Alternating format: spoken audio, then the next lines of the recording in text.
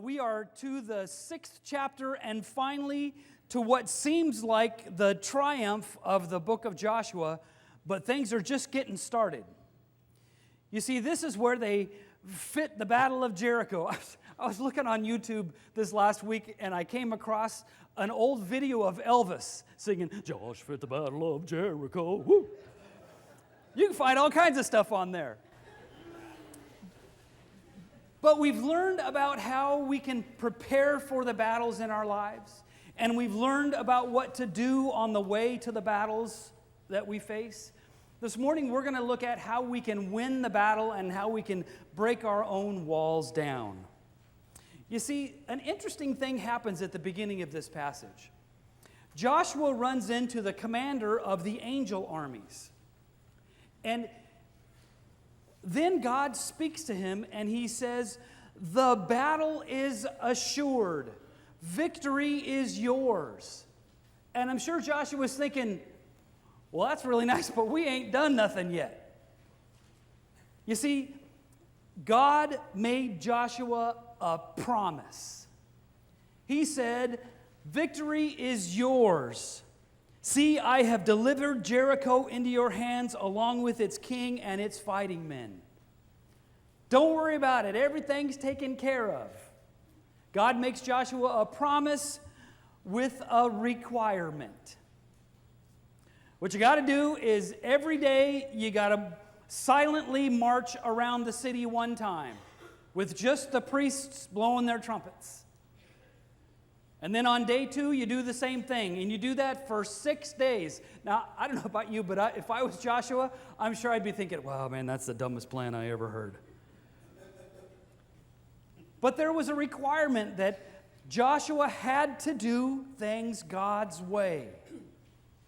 God makes him a promise that victory is assured, but you got to do it my way. So let's look at what happened in this battle and how they won this battle. You see, the crux of this battle is related to that promise and that requirement. You see, they were required to be faithful. If we want to win the battles, if we want to overcome the walls that we face in our lives, faithfulness is essential. And Joshua tells us about 4 different types of faithfulness in this chapter. First, faithfulness requires repetition. March around the city once with all the armed men. Do this for 6 days. Now you got to imagine the scene. The front guard was in front of the ark and the rear guard was behind the ark, and they marched around the city one time, and at the end of the day they got back to camp, and what happened? Nothing. They got up the next day, they marched around the city one time, they got back to camp, and what happened? Nothing. And after day 3 and day 4 and day 5 and day 6, nothing happened. Now, I know people. I know those guys in the rear guard are going, man, this is never going to work. We're all going to die. But that was God's requirement to them. You see, repetition is important in our faith. It's important that we go to church every Sunday. Lord knows I have to. But it's important that we go to church not because you're going to have a life-changing experience every week, but because repetition is good for us. It's important that we have some time each day to pray. If you don't have a specific time each day to pray, I would encourage you to find one. You know when I do it? Driving to work and back. Of course, I keep my eyes open.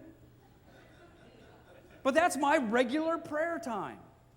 Find a time that you can have a repetitive experience of prayer. You see, repetition is really important in our faith, but in other parts of our life as well. It may not look like it now, but I used to be quite a jock.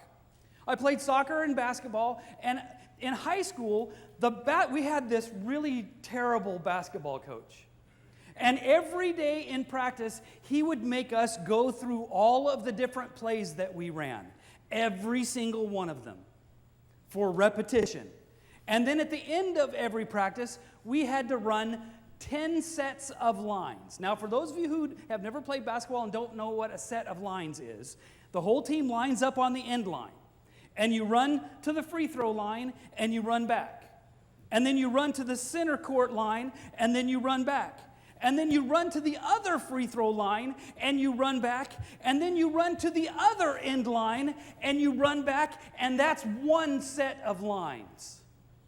You're dead after doing one of those, and we had to do 10 at the end of every practice until about halfway through the season, which the coach decided it would be a really good idea that if we ran one more set of lines for every free throw we missed.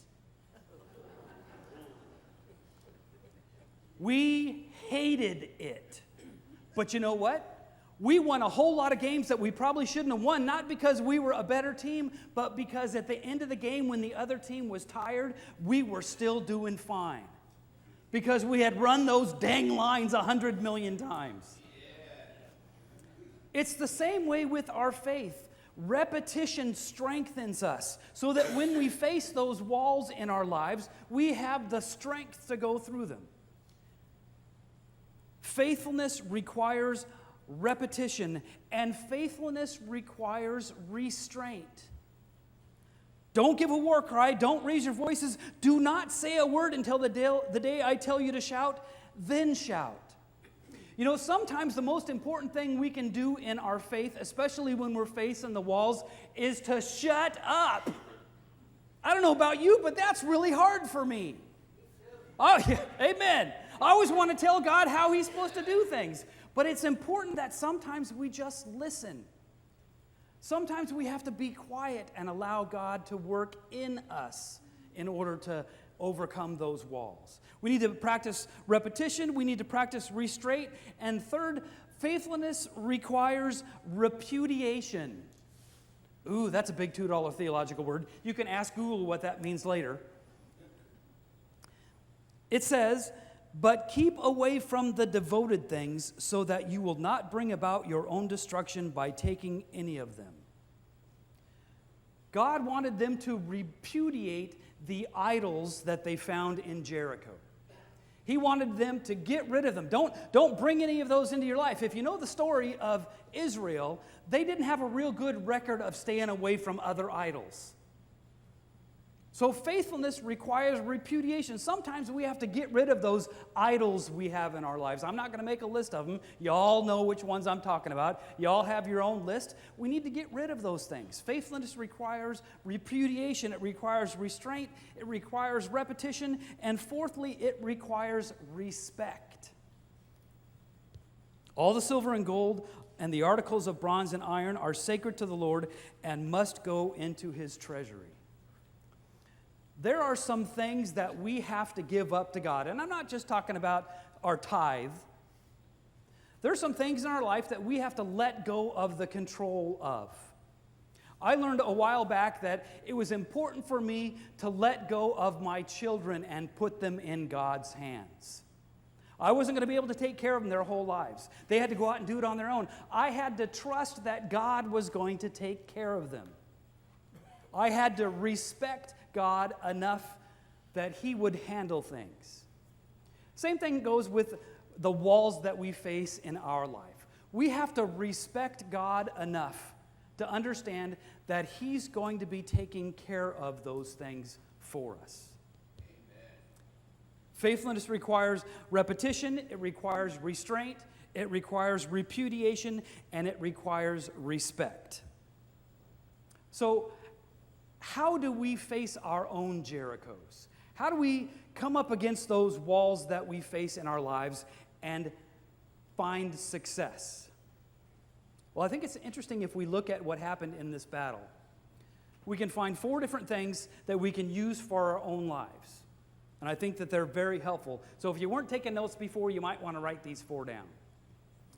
First, we have to realize that no one can win the battle alone. When the trumpet sounded, the people shouted.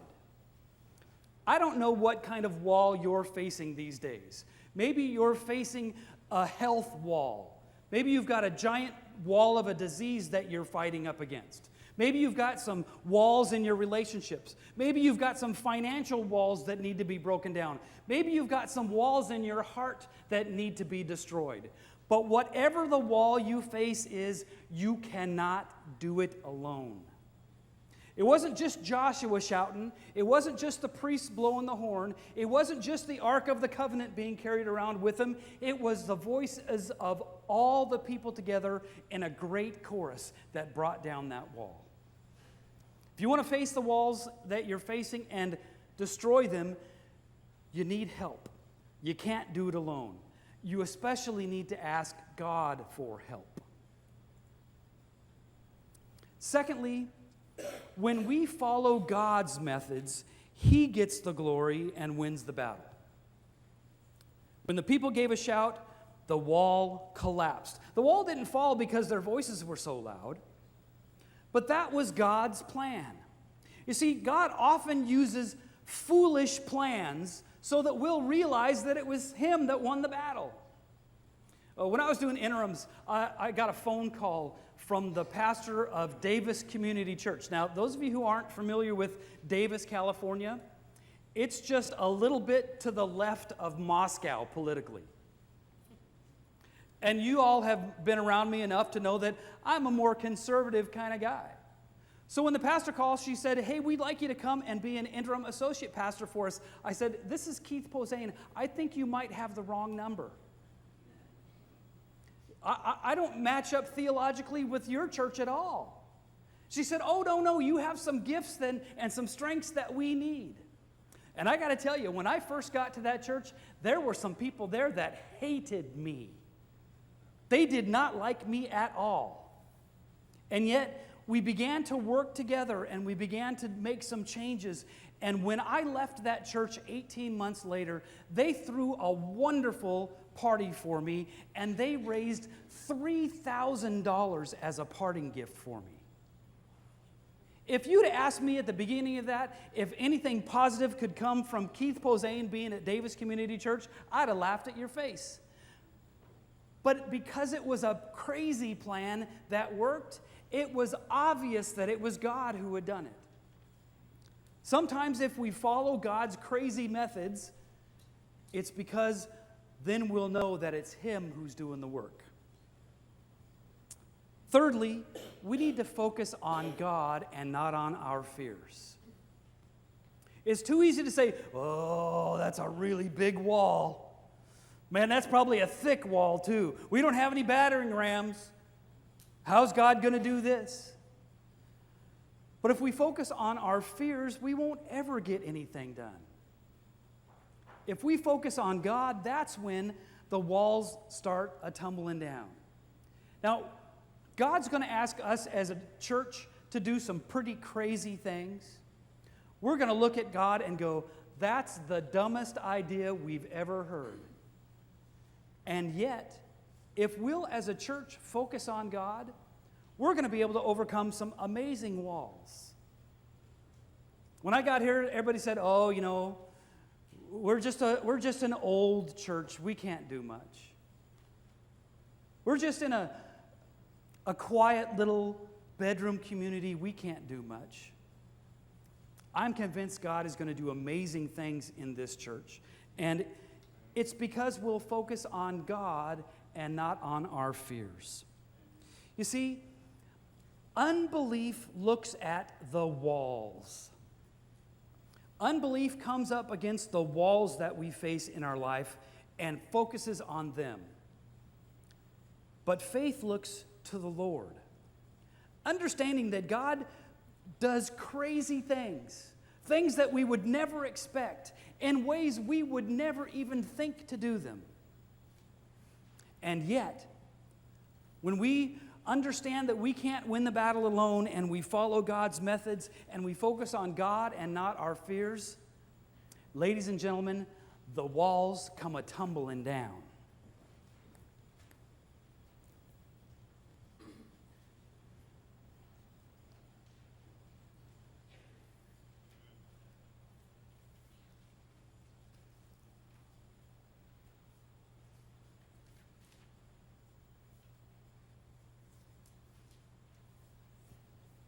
Turn on the sound, Chuck.